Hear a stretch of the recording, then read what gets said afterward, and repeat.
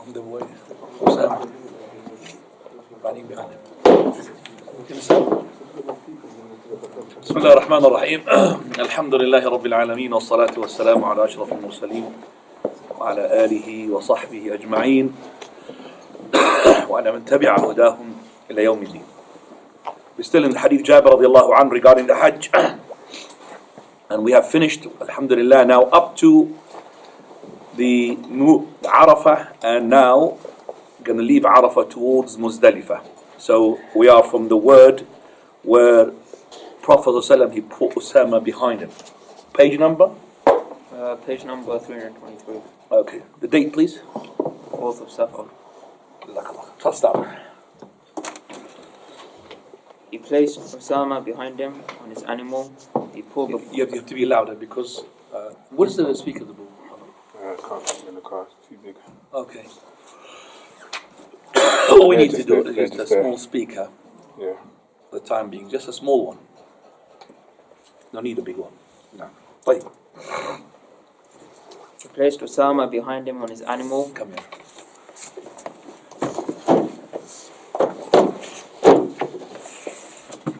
Do you understand? It's really low. Yes. Now, stop. He placed Usama behind him on his animal. He pulled the bridle of the camel so forcefully that its head touched the saddle, and he pointed to the people with his right hand, indicating, "O people, be calm, be calm." Right. You know, who amongst you did Hajj? Put your finger up. Who amongst you did Hajj? 1, 2, 3, 4, 5. You did Hajj. Hajj, no Umrah, Hajj. You haven't done. So, up again. 1, 2, 3. Right. I'm going to ask you. Any one of you, during the Hajj that you've done, when the people come out of Arafah, do they come in a rush or really slowly, nicely? Rush. Rush. And that is the case. So the Prophet ﷺ, when he said to them to go to Muzdalifah, now remember, Arafah is the last station. So let's say this is Mecca. Last one is Arafah. In between there is Mina and Muzdalifah. There is what? Mina, Muzdalifah. So from Arafah they're going to go towards what? Muzdalifah, which is towards the direction of Mecca. Towards Muzdalifah. So here, people are rushing. So the Prophet ﷺ, what he did, he made the camel tied up so much that the head of the camel is touching the saddle of his. What does that mean? That means the camel can't move fast. Do you understand that? When the camel is being tied up, that its head is touching the saddle of the Prophet ﷺ, that means he can't go, because if he's going to go long strides, it has to have what? Releasing the tether. So he would go forward. But because of like this, he would go shorter. Okay? Now, he only would let go of the tether when he wants to climb a hill. So he would let go loose of the rope. So the tether, so that the camel will go a bit faster. Now,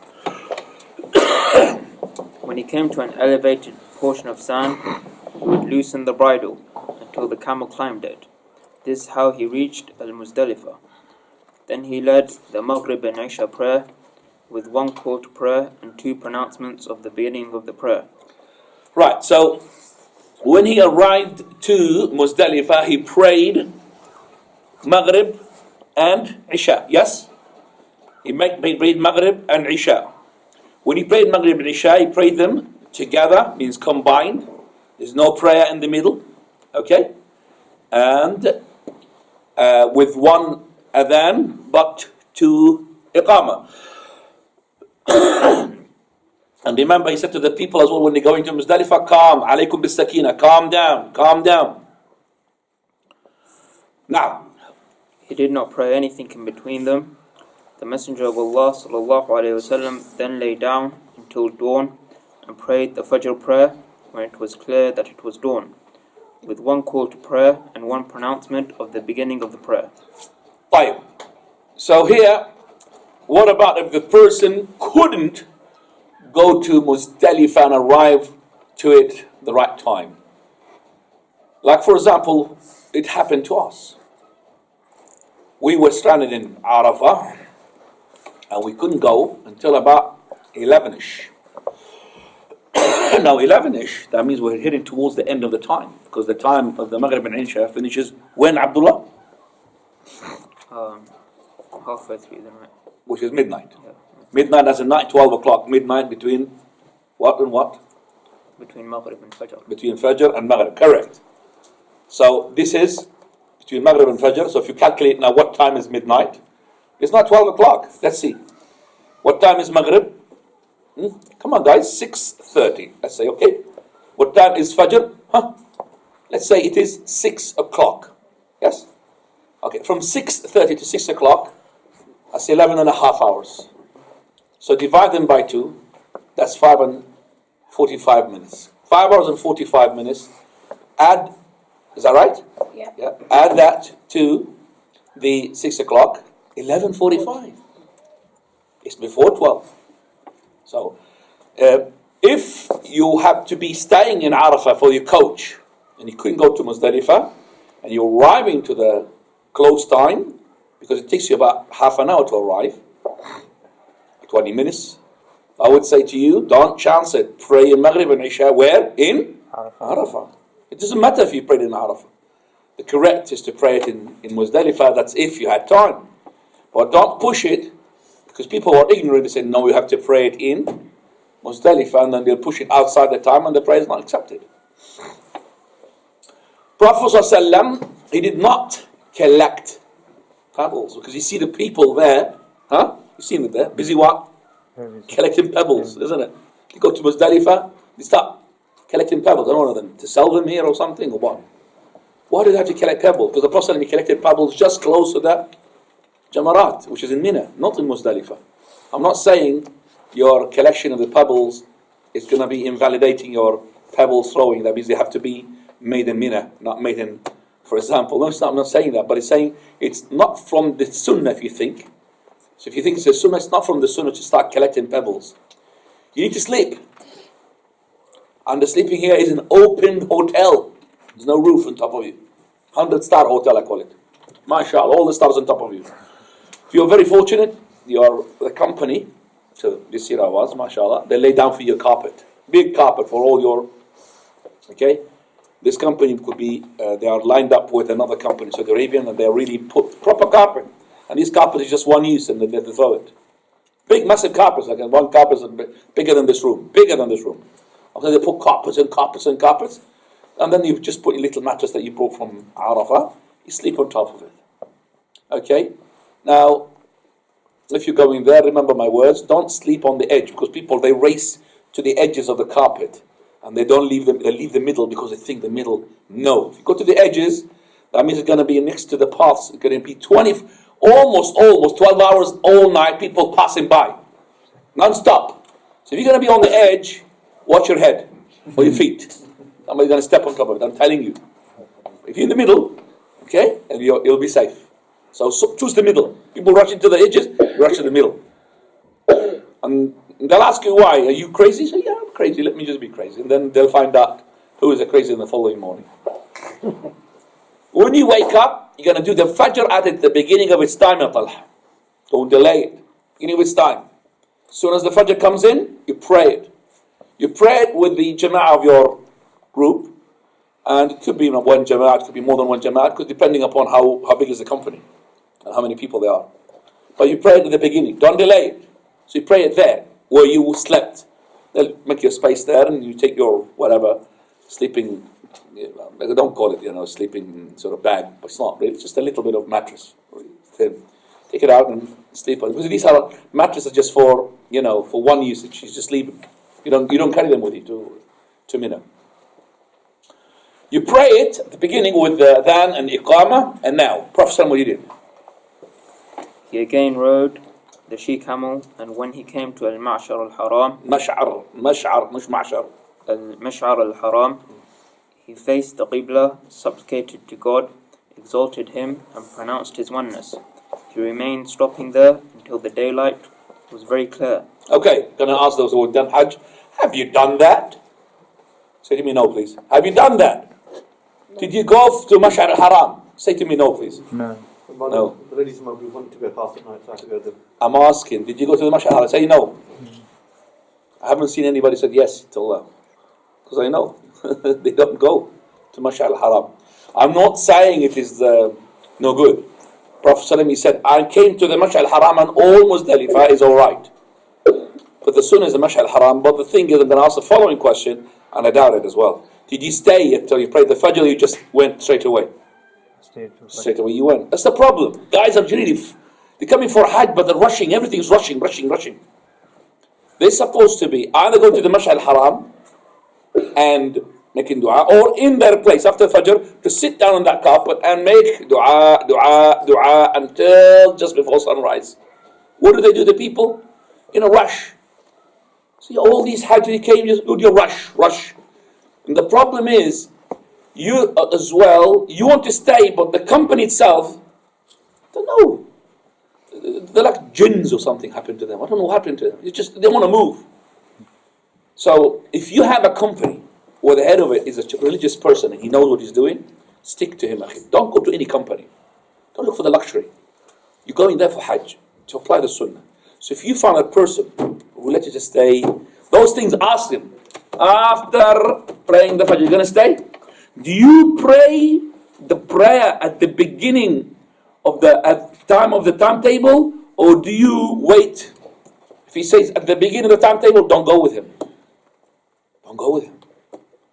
Go with the ones who delays it, because these timetables are not correct.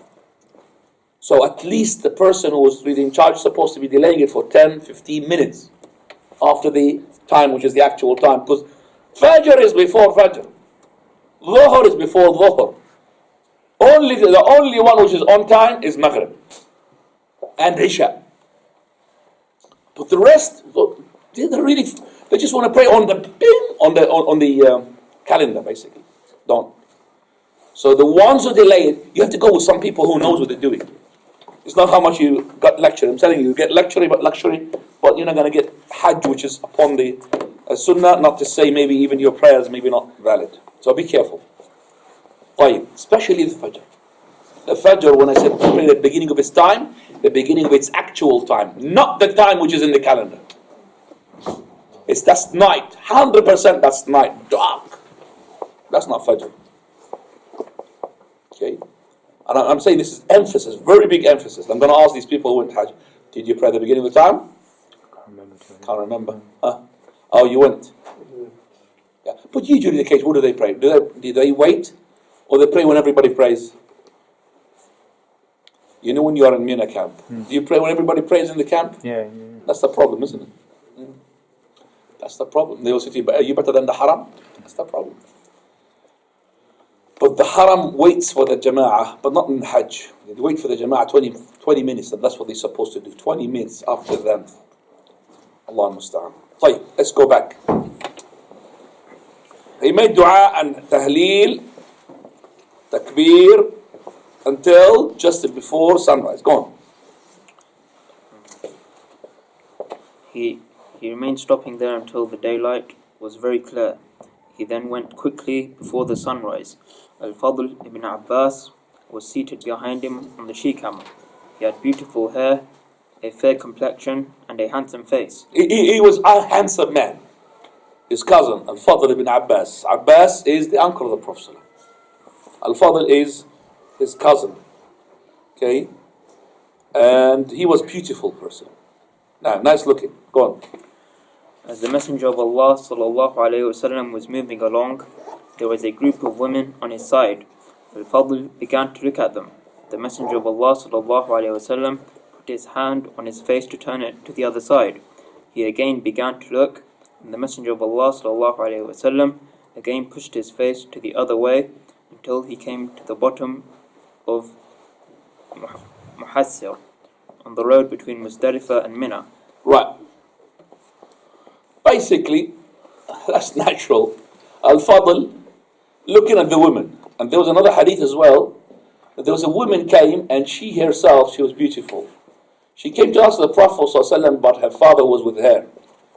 And she said, regarding her father, that he cannot go on top of the right. Is she able to do on his behalf the Hajj, and the Prophet ﷺ, he said yes. Her father was not with her, but she came and she asked the Prophet ﷺ, I would make Hajj on behalf of my father. He said yes.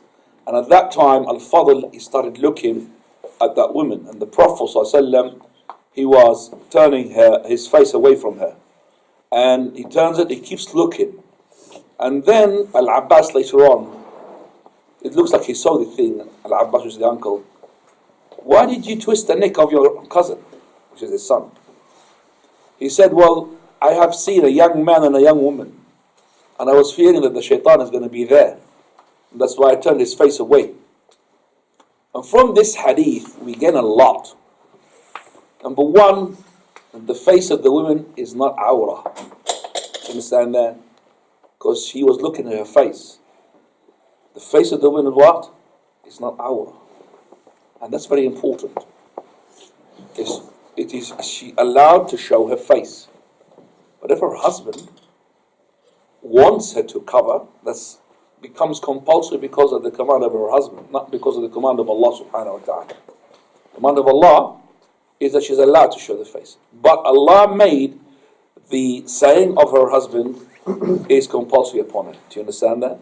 So when her husband asks her to do something, to lift up, for example, the cup, she has to lift up the cup, unless she's got a reason why not. So if he asked her, even if it's her father, and she's still not married, if her father said to her, you have to cover up, she has to cover up. But in terms of compulsory from Allah, no. Because the Prophet ﷺ, he never told that woman, cover up your face.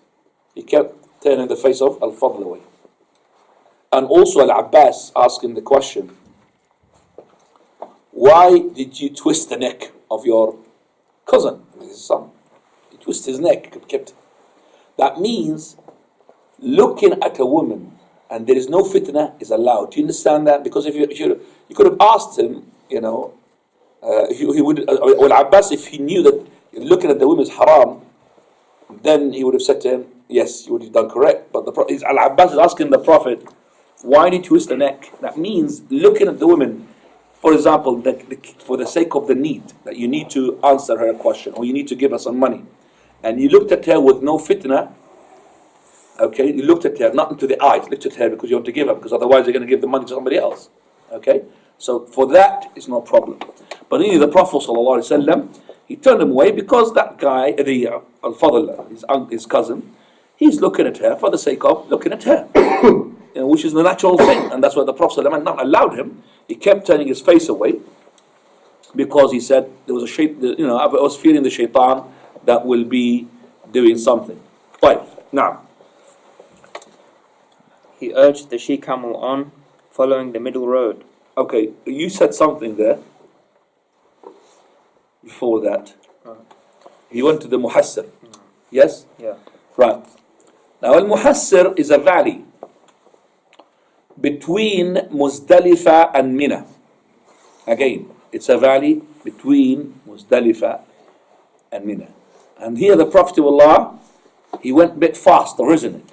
It says there, does it say? He moved swift, yeah? Yeah, he said he urged the camel on. He urged the camel on. Why did he urge the camel on in that valley? Thawban. Anybody? Why did he urge the camel on when he had reached the Muhassir? Is there something that happened in the valley? Yeah, what happened in the valley? I'm not sure what happened in the valley, but Oh, you have to tell me what happened in the valley. Was it punishment of Ibrahim? Allah. Yeah, Ibrahim? Was it Ibrahim? No, Ibrahim. Somebody was punished in the valley? Close to Ibrahim, but it's not Ibrahim. Ismail? No, close to the name Ibrahim. Oh. Abraham. Oh, yeah. What happened in that valley is the elephants and the army of Abraha were doomed. This is where the birds came and killed Abraha's army when they wanted to come to destroy the Kaaba. Okay, so that's the valley, and it's well known to the people of Quraysh that the army of Abraha was doomed here then, and the camels couldn't go forward to go and demolish the Kaaba in that valley. Wadi al-Muhassir. So that is why the Prophet ﷺ, he had given us a sunnah. Whenever you pass through a land where there is a punishment from the Almighty, you have to what? Hasten. Go faster. So you put your like this and go faster, because in case you're struck by a punishment or something, so you go faster. So he had urged the camel a bit faster because of the land of what? Punishment. It's the land of punishment. You fear on yourself. طيب. He urged the she-camel on, following the middle road. And by the way, you can't apply it these days. You can't apply it these days because everybody's in a... There is no signs there to show it. I showed to the brothers who were with me, where's Wadi al-Muhassir. I showed it to them. But no way, if you don't know it, there's no sign, for example, this is Wadi al-Muhassir.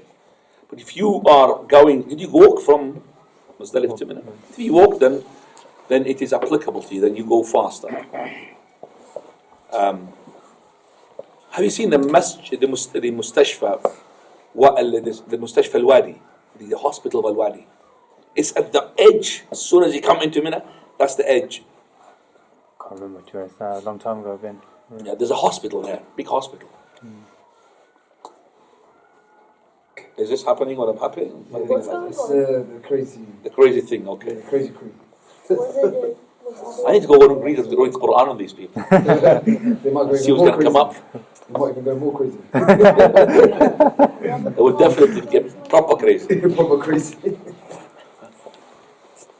Allah. What are they doing? Are they just having a party? Yeah, shouting at each other. Why? Why? This is their deen, basically. This is their deen. The religion.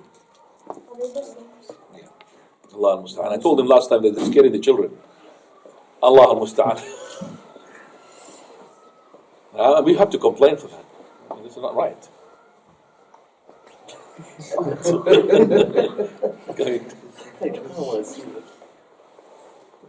There's women following each other.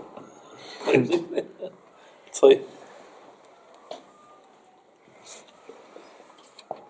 Allah al-Musta'an. Alhamdulillah ala ni'mat al-Islam. Everybody say Alhamdulillah ala ni'mat al-Sunnah wal-Islam. Allah, this is a blessing. There's no blessing more than that. Bless you with the deen. You have got no deen, you end up like these people. Alhamdulillah. Alhamdulillah. طيب. He urged the camel and he went towards now the middle road. There's no middle road now, there's lots of roads there. They're going to the Jamarat. Fadal. He urged the she-camel on, following the middle road, until he came to the great Jamara. Great Jamarat is not Great Jamarat. The big Jamarat has been. Called the big Jamarat. What happened? Jamara is the place we throw. There's a Jamara which they call it the Sughra, small, the middle one, and the big one. But all of them are the same size anyway. This is where Prophet Ibrahim, he had seen the shaitan coming to him. He threw him 7 pebbles, and then he moved a bit, threw him 7 pebbles. So he appeared to him 3 places. Okay? Small, middle, and the big one. So the Prophet ﷺ on the day of, now which day are we talking about now, guys? Which day now? Which day are we talking about? Yawm al-Eid, Eid al-Adha. Because the day of Arafah is the day before. The 9th, we are on the 10th, Eid al-Adha, Qurbani day. People are doing their Eid prayer. And you are throwing your Jamra, that's your Eid. Your Eid is throwing, Jamarat. So you're coming now, listen to me please, coming now from Muzdalifah towards Mina.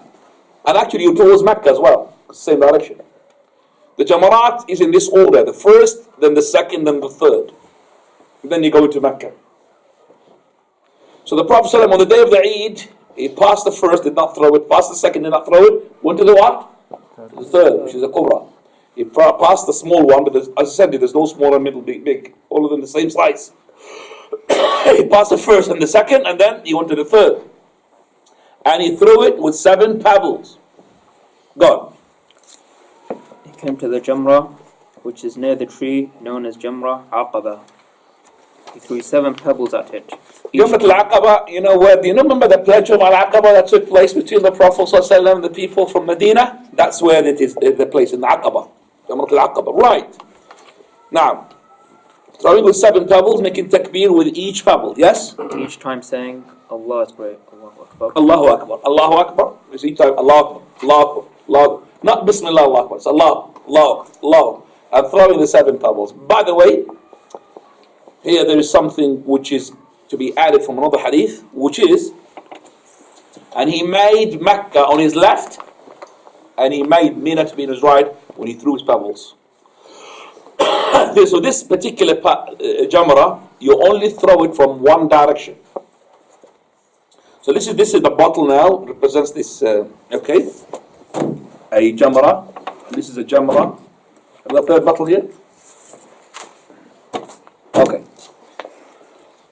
Small, medium, large. Which one he threw it? Large. Where is the Kaaba?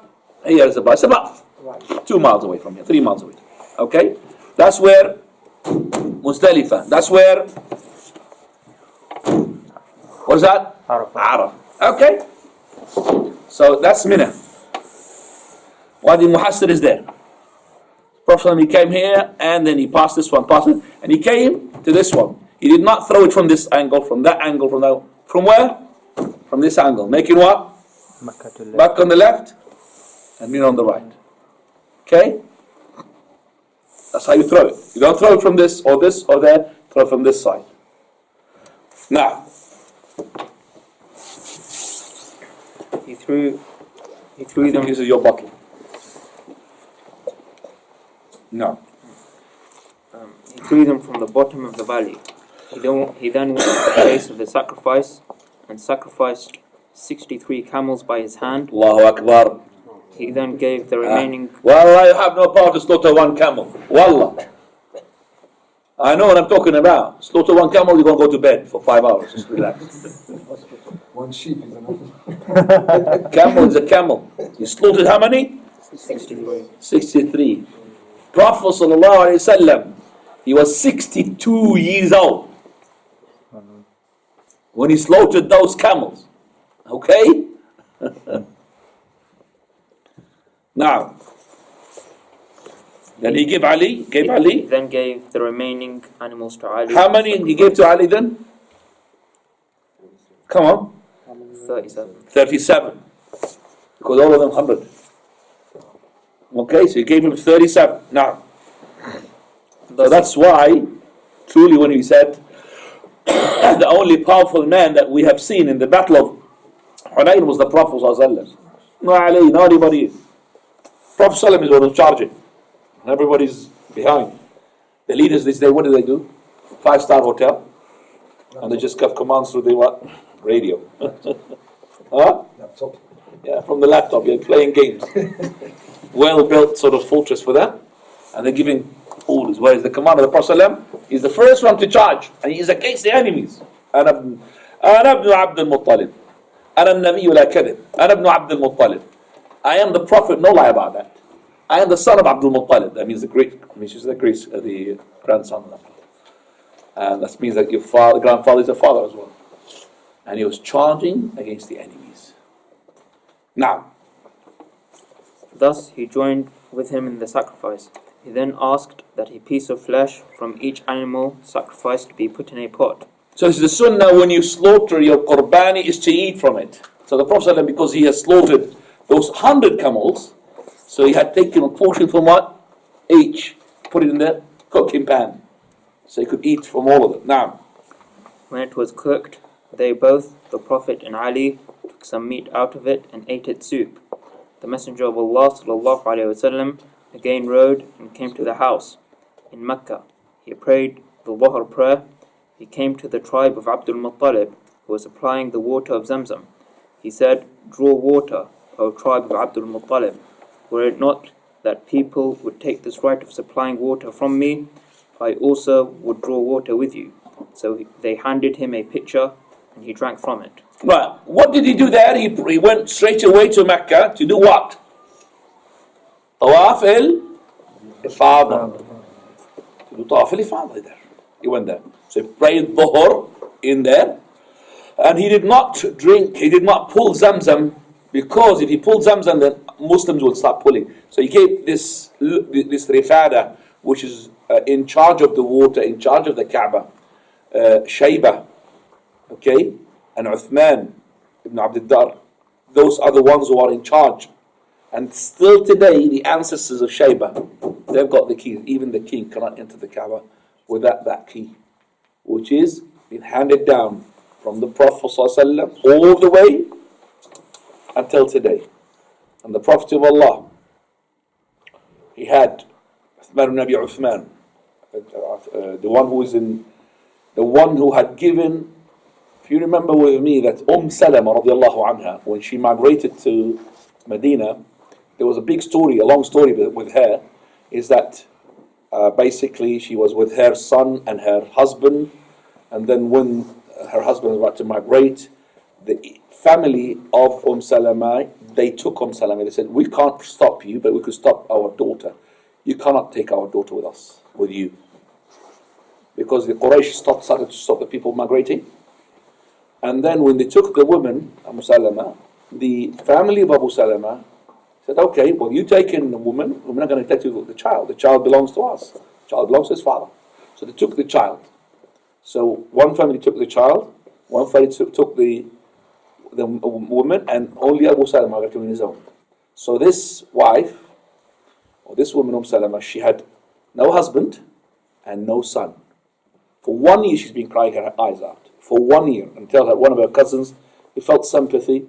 So they said to her, do you want to go back to your husband? She said, yes. So they gave her the camel to go. And then when the family of Abu Salama saw this, they brought the child after 1 year. Okay, now you can take the child. She took the child, and off she goes on her own. That's when Uthman ibn Abi Dar, this one, which is this person, who's a mushrik, kafir. He said, where are you heading? He said, towards Medina, where my husband is. Got nobody with you? Nobody.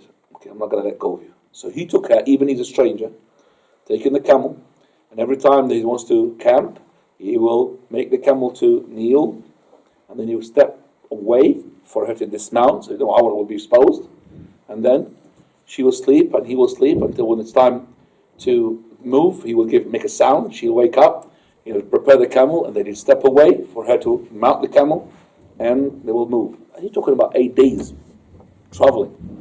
And she said, I've never seen a better person than him. He's a good, great man. Looked after her, didn't touch her. 8 days, oh no. So he put her there. When he arrived to Quba, which is about 5 miles away from Medina, and he asked her, that's the family of her husband was there, so he left her there. Off he goes back. And he was a kafir. Then he embraced Islam when Khalid ibn Walid and Amr ibn al-As embraced Islam. The three together, they embraced Islam after the Truce of Al-Hudaybiyah. We're talking about year 6 after Hijrah. So after 6 years, he embraced Islam, this person. Now, if we just go and turn the clock a bit back, the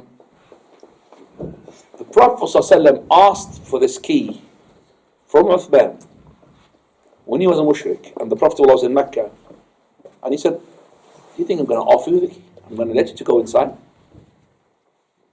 So the Prophet ﷺ, he said, if I have the power on that key, I am not going to take it from you. That means I'm going to return the amanah to you. And that happened. So when he had embraced Islam, the Prophet regained Mecca on the year 8 after Hijrah. And now the Kaaba is his. Prophet took the key and he handed it over to whom? To Uthman. Because when he embraced Islam, the key went to his cousins, Shayba. So he took the key and he returned it back. Shayba as well embraced Islam. Both of them, they were in charge of the key, him and his cousin. And it was in their offspring. And Uthman did not have any offsprings, but his cousin had offsprings until now. The Banu Shayba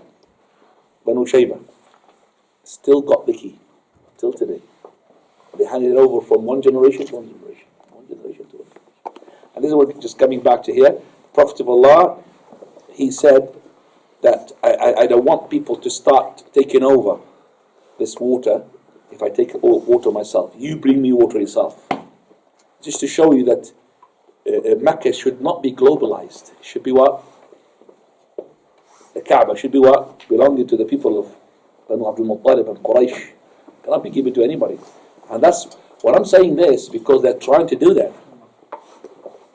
They're trying to make this place under the rule of everybody. So Iran can have control, and all of us can have control. They're trying to do that now. They're asking for that. It's not in the hands of the Saudi Arabians. And that's dangerous. Al-Imam al-Nawawi says, now, In his commentary to Sahih Muslim, volume 8, page 170, Imam al-Nawawi wrote, "This is a great hadith. It contains many beneficial points and the substance of many important principles." Al-Qadi Iyad. Riyadh. Right, what we just basically, it's a great hadith. Alhamdulillah. And it's got fiqh, okay?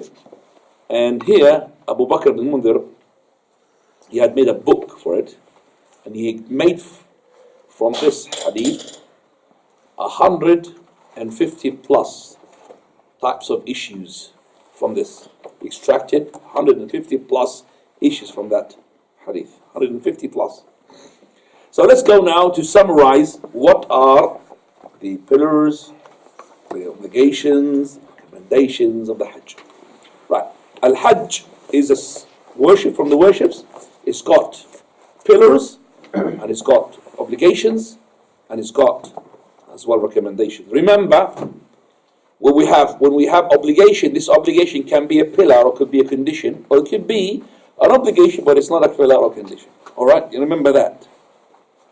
Again, when you have something obligatory, this obligatory can be a pillar, or it could be a condition, but it could be as well not a pillar or a condition, but it's about obligatory. I'll give you an example. Ruku' in the prayer. If you did not do ruku', your prayer will be invalid. Ruku' is obligation, but what type is it? It's a pillar. Why? Because it's part of the prayer, and if you lose it, you lose the whole rak'ah. Invalidates the rak'ah. The wudu for the prayer. The wudu for the prayer. Well, if you don't do wudu, your prayer is what? Invalid. So the wudu is what? Prerequisite. Remember, the prerequisite and the pillar, in terms of power, they are the same. But the difference is, pillar is part of the actions, and prerequisite, which is condition, is not part of the actions. Yes?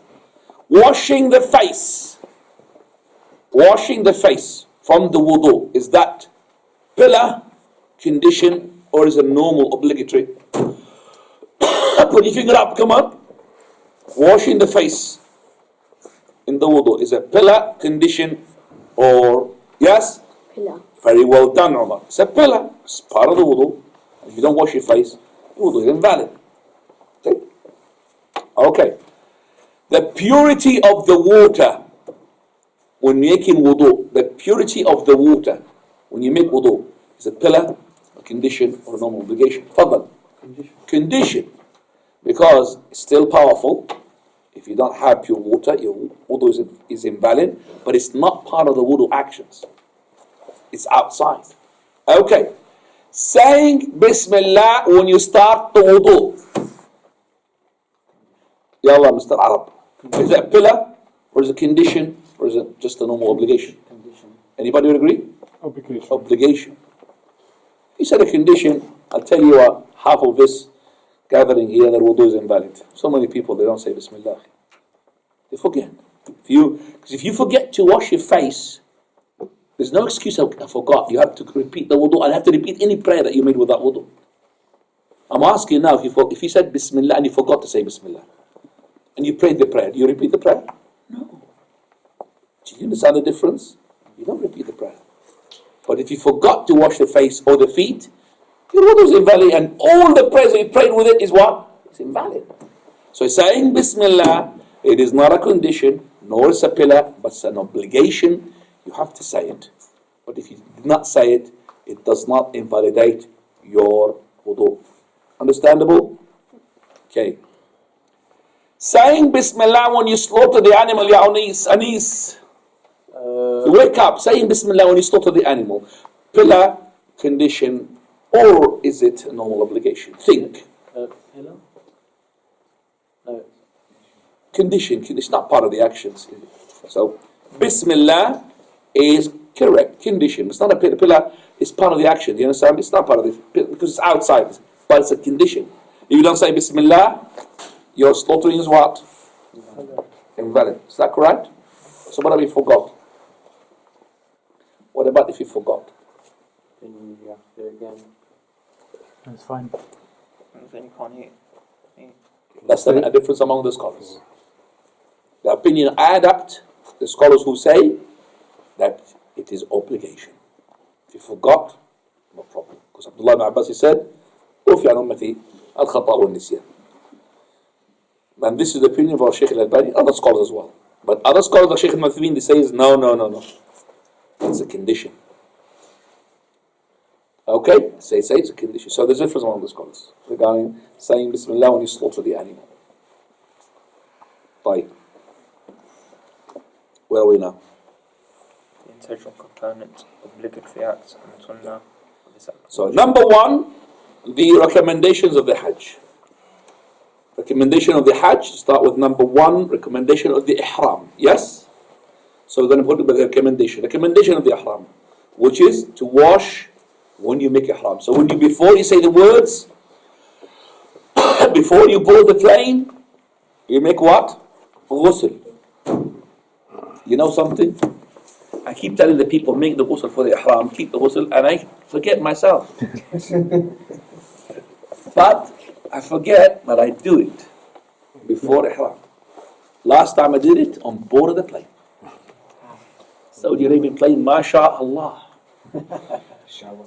And when I went, because I made a friendship with the stewards, and he said to me, go to this one. And it's like a bedroom. Really? I went inside and had a shower.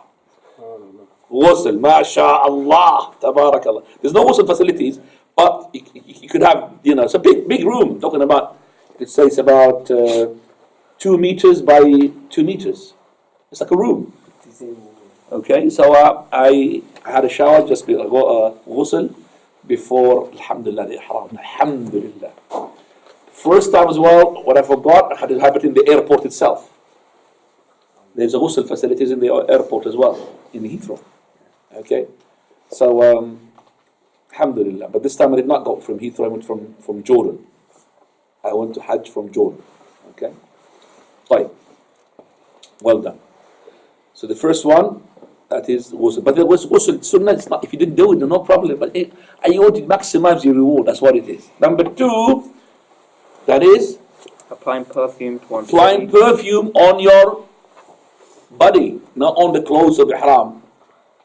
On the body. Even though you're going to put your clothes of ihram onto your body, so the clothes were going to touch there, but you're not allowed to put perfume onto the what? Onto the clothes, even before ihram. And that is all of it before you start the ihram. After ihram, you can't put any perfume, whether it's on the clothes or on your body. Not allowed. Right, number three. Number three, to wear a white waist wrapper. And that's for the men. Of course, especially for the men. It's not for the women. Right? So wrapper for the 2 pieces. One for the bottom and one for the top. And they are to be better white. White is the best. Number 4. Alhamdulillah, up to now, I can see that everybody's in white. I haven't seen that black or blue or grey. Alhamdulillah. Yeah. Not yet. Yeah, not yet. Not yet. I don't know what's going to be later on, maybe in trousers. Burberry, probably. Well, yeah. Some national flags, isn't it, of nationalities on the Quran? Really? Yeah, I saw some nationalities like Egyptian flag on the Quran. On the clothes. No problem. Little. Yeah, little one. Yeah, no problem. As long as there is no... Not the flag. Now, there's nothing in the flag that would be haram, cross or something like this. I mean, you can't put, for example, a flag that's got a cross.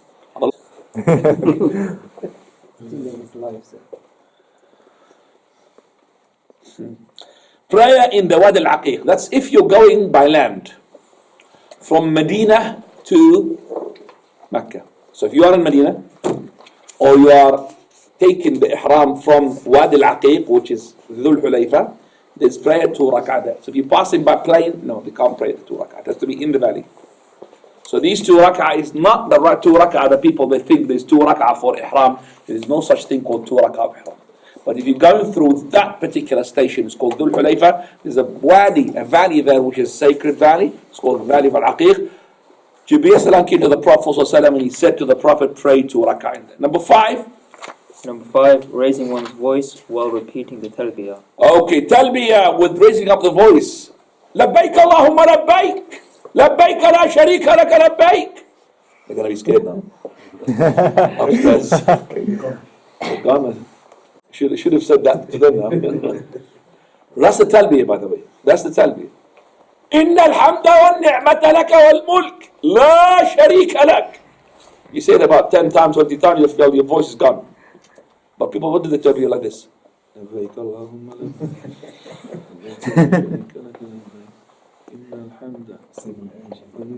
That's not talbiyah. That's not talbiyah. That's I don't know what it is. It's not talbiyah. Talbiyah is loud. That's the sunnah. You make talbiyah loud. Okay? And don't fall into the melody. إن الحمد والنعمة لك والملك لا شريك لك. طيب. Companions, you listen to the voices in a place called Rawha, 36 miles away from Medina. They lost their voices 36 miles. That's about a couple of hours. That's it. Or maybe 3-4 hours. Now. Number 6. And the talbiyah will continue until you see the houses of Mecca. Number 6. Number 6. Repeating the phrases Alhamdulillah, Subhanallah, Allah Akbar. That is before what? before saying the talbiyah. Before they say the talbiyah. Number 7. Number 7. To say the talbiyah while facing the qibla. So you say the qibla, when you say the talbiyah, that is the first talbiyah, which is the labbaik Allahumma bi umrah, labbaik Allahumma bi hajj, whatever it is, you say it towards the qibla. Not every time you say labbaik Allahumma labbaik, you are facing the qibla. Naam.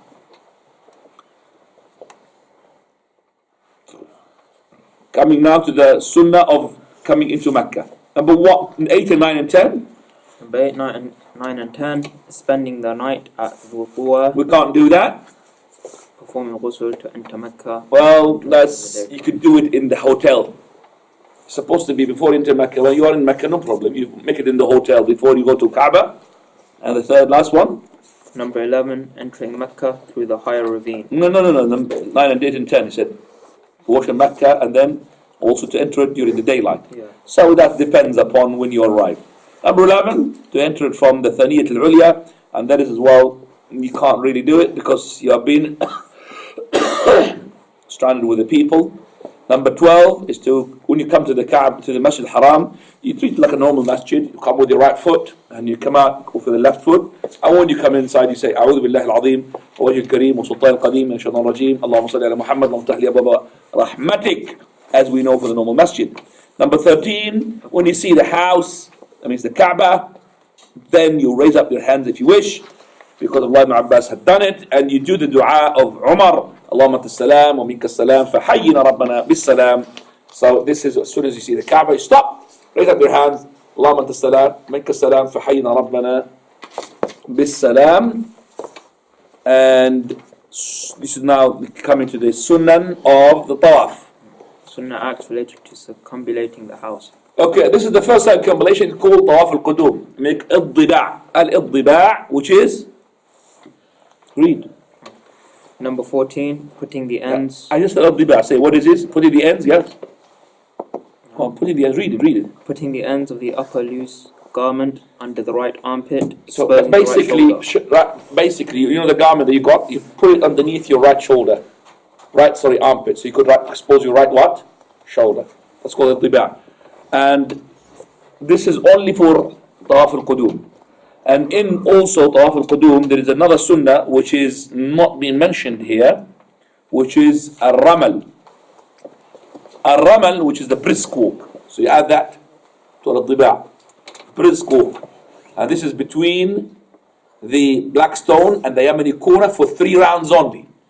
So remember this first tawaf you're doing seven times. It's called Tawaf al-Qudum, the arrival tawaf. It's got 2 sunnah which is not applicable to any other tawaf after that. And that is exposing the right shoulder. Second one, al-Ramal, which is a brisk walk. Let's say this is the table of the Kaaba.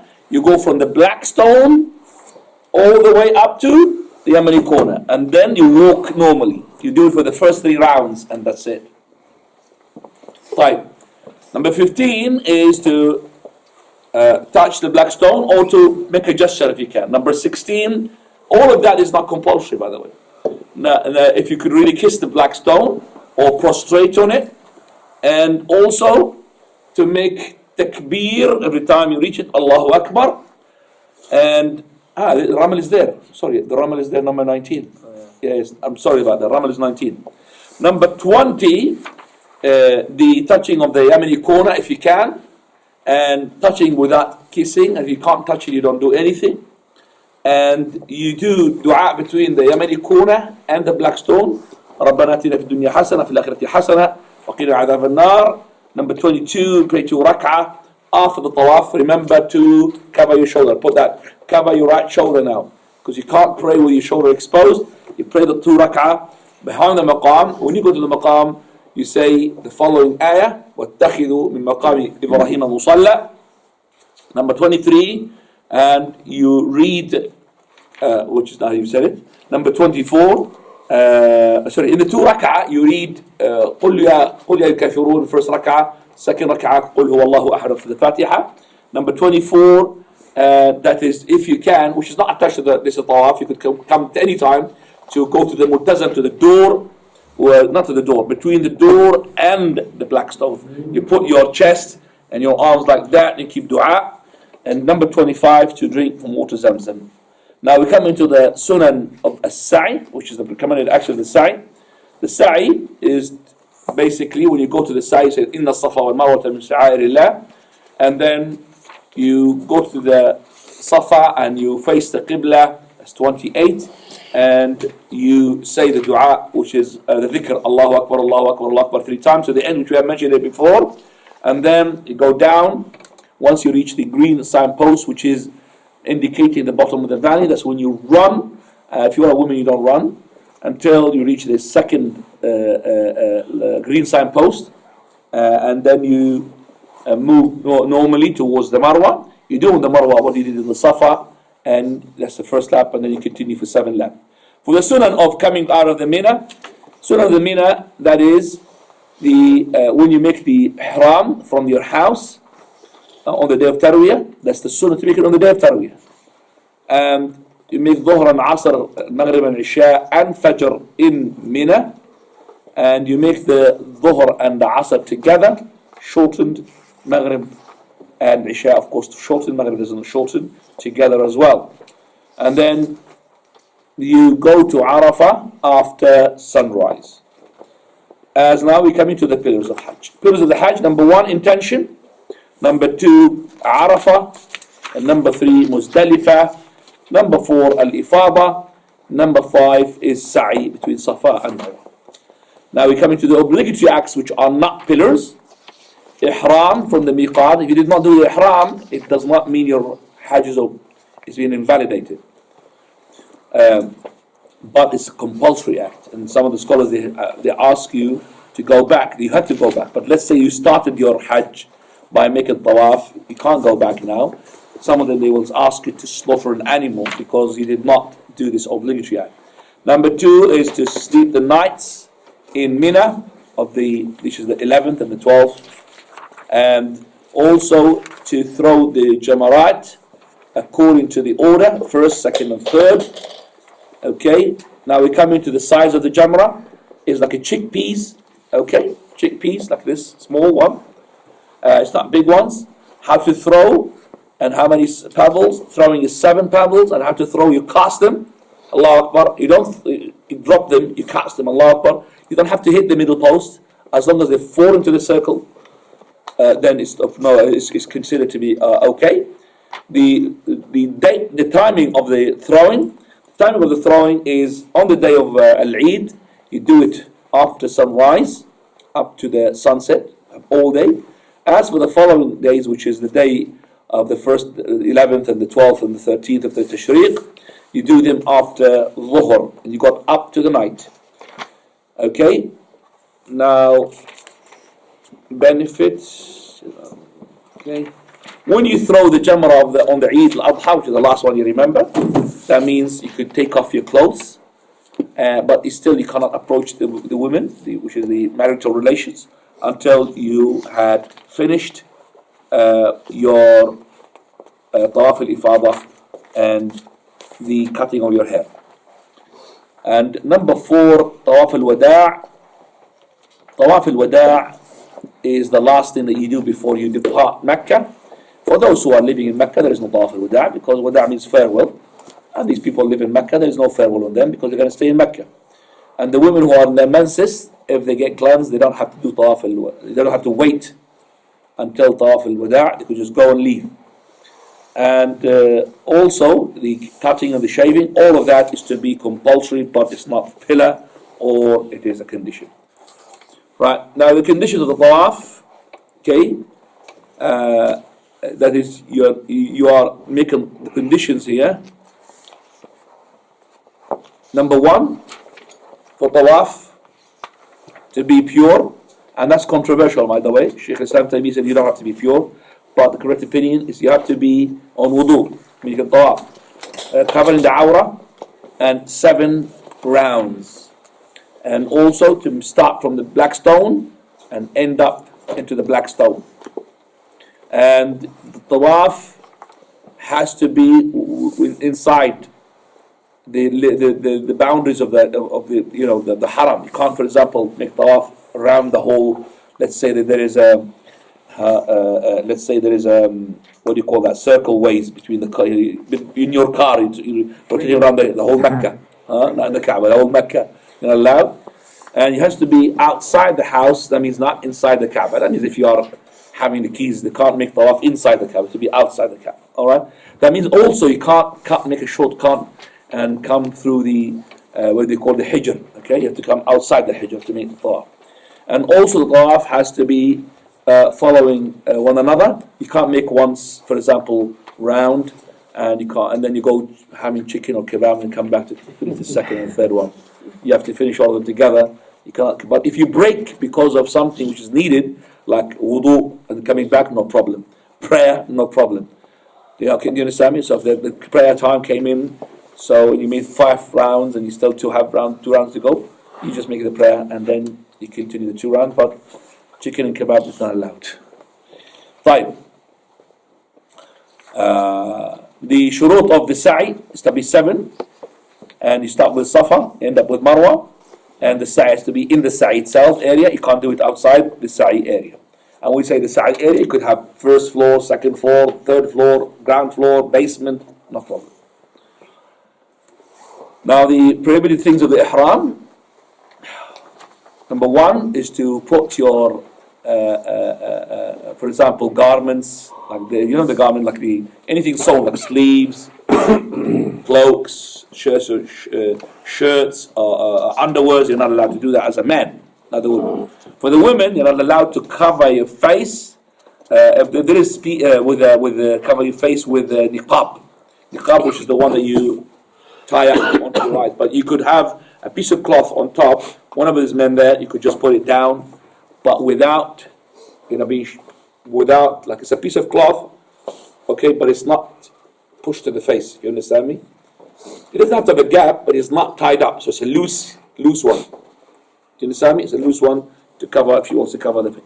And she's not allowed to put the gloves as well when she's state of ihram. As for the man, you're not allowed to cover your head with a imama or a topi, okay?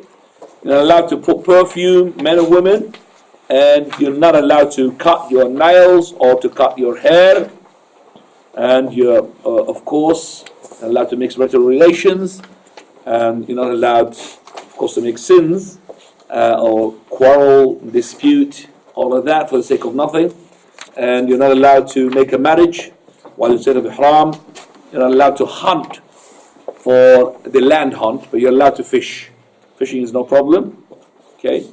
And you're not allowed even to eat from an animal which has been hunted for you. If it's been hunted for somebody else, you probably no problem can eat from it. What invalidates the Hajj? Number 1, intercourse. It will invalidate it if you did it before throwing the Jamrah on the day of Eid. It will invalidate the second one, that is to abandon one of the arkan, the pillars of the Hajj, like Tawaf al-Ifada, Arafah, that will invalidate it. Okay, now it says here the things which are not allowed in the Haram Mecca and Medina, because Mecca was made Haram by Ibrahim alayhi salam, Medina was made Haram by the Prophet sallallahu alaihi wasallam. They call it the sanctuary, the holy area. So there are things that are not allowed. For example, hunting. birds, animals, okay? You could kill mice and rats and snakes if they come to you, no problem. But hunting. Number 2 is not allowed to cut the plants except for the grass, okay? Except for the grass and thorns, in case you need to cut the thorns because they're prickly, but not cutting the plants. And not to bear arms, places have to be safety, no bearing arms. And you're not allowed as well to pick up the lost property, like there's no lucky found. You know they call it a lucky found. You can't pick up properties there. You have to, if you want to pick it, you have to give it to the office. Okay, lost and found properties office. Right.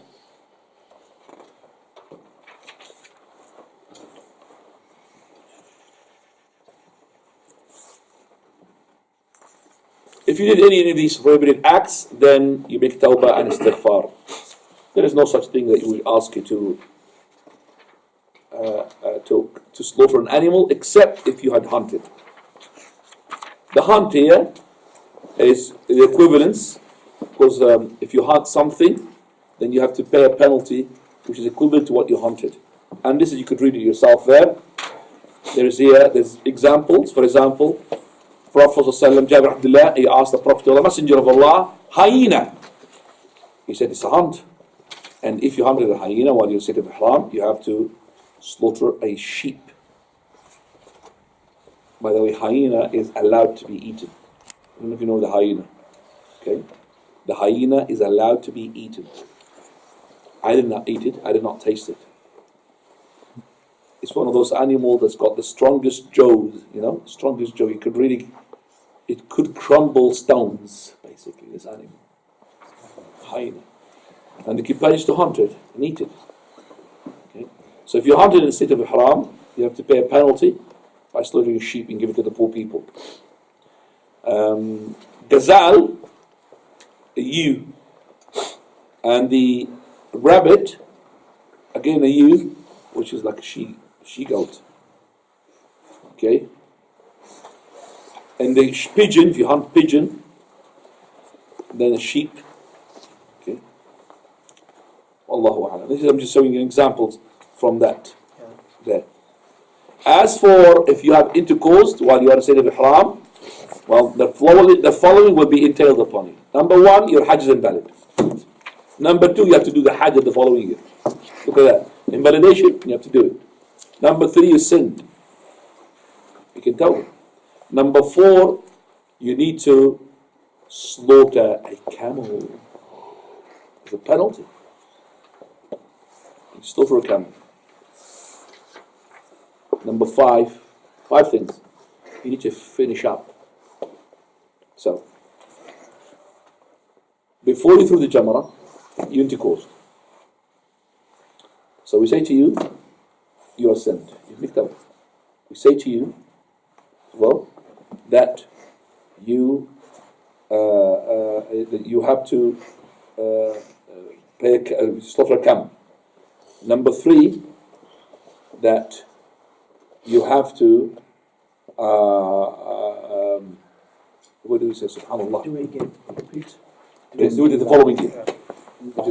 Well, again, you have. No, let's just document them, please. So you could remember them. Number 1, we said that you are sinned. Number 2, your Hajj is invalid. Number 3, you have to do it the following year.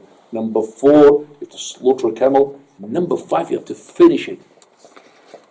So even though your Hajj is invalid, but you can't stop, you have to throw the following day, and it's invalid Hajj. Look at that. Do you understand me? You have to finish the whole Hajj, and you know for a fact it's invalid, and you have to do it the following year. But don't intercourse. Don't intercourse. But if you did it after the first Jamrah, if you threw the Jamrah, the Hajj is not invalid.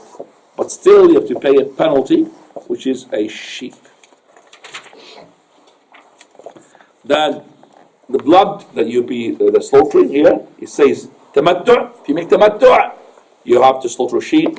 Fidya, which is if you have shaved your head and had lice, for example, if you shave the hair or make hijama while instead of the ihram, then one of the 3 you could do, and that is a siyam or sadaqah or slaughtering. Okay, fasting 6 days, or sadaqah, a charity, or nusuk, feeding 6 people. The third one, which is the slaughtering for the jaza, which is the made a hunt. Number 4 is that the slaughtering of you have been stranded. Meaning, let's say that you are in the Hajj and you broke your arm, or you got something had happened to you. You can't continue the Hajj. If you have made a condition upon Allah before you started, you said, "Oh Lord, I declare state of no ihram. If you stranded me, then you don't have to slaughter a sheep, and you don't have to do it again the following year." But if you did not say these words, then we say to you, okay, to put your clothes on, finish, but you have to do it the following year, and you have to slaughter an animal. So always make a condition. When you make your ihram, لبيك اللهم بعمرة اللهم محلي حيث حبستني. Already declare state of no ihram whenever you restrain me. You say that at the beginning, and then if something had happened to you, let's say for example, a big fire happened to the Kaaba, you can't go into it, and they postpone the whole Hajj. Nothing upon you, you just put your clothes on and go home, and that's it. But if you do not say these words, okay, once you put your clothes on, you have to slaughter an animal and do their Hajj on the following year. Same thing with the Hajj and Umrah. Okay, inshallah, next time we're going to come to the Umrah. Alhamdulillah, I have managed to read a lot today. How many pages we did today? 30. 30 pages, mashallah. MashaAllah. Any questions?